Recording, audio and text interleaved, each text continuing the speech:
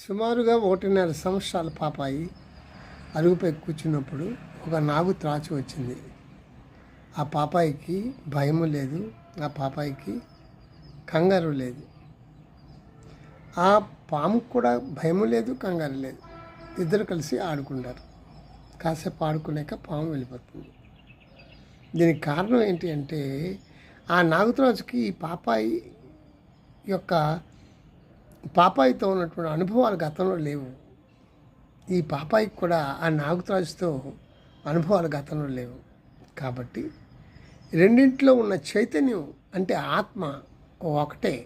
కాబట్టి అవి ఒకటై ఏకమై హాయిగా ఆడుకున్నాయి, వెళ్ళిపోయాయి.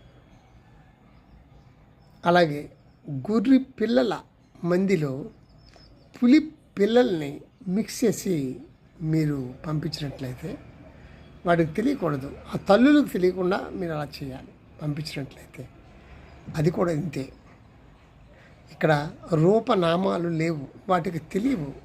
గత అనుభవాలు వాళ్ళకి లేవు. గొర్రె గురించి పులిపిల్లకి తెలియదు, పులిపిల్ల గురించి గొర్రెకి తెలియదు. కాబట్టి అవి ఏకమై ఉంటాయి, ఆడుకుంటాయి, సంతోషంగా ఉంటాయి.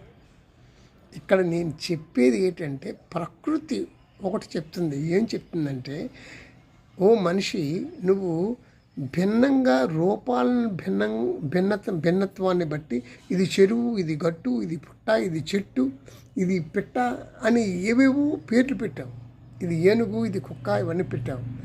నువ్వు అన్ని జీవుల్లో ఆత్మను చూడటం చాలా కష్టం.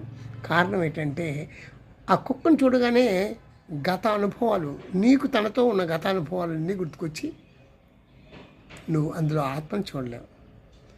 అలాగే ప్రతి జీవిలోనే చూడలేవు. కారణం ఏంటంటే, రూపనామాలు నీకు ఆటంకం. రూపనామాలు నువ్వు పెట్టుకున్నావు. విభిన్నమైనటువంటి రూపాలతో ఉన్న వాటికి రకరకాల పేర్లు పెట్టుకుని వాటి నుంచి నువ్వు దూరం అయిపోయావు. కాబట్టి నీవు ఆత్మను ప్రతి జీవిలోని, ప్రతి వస్తువులోని, ఈ ప్రపంచంలో ప్రతి చోట, ప్రతి దాంట్లోని ఆత్మని నీవు చూడలేవు, ఆత్మను నీవు అనుభవించలేవు. కారణం నామము, రూపము.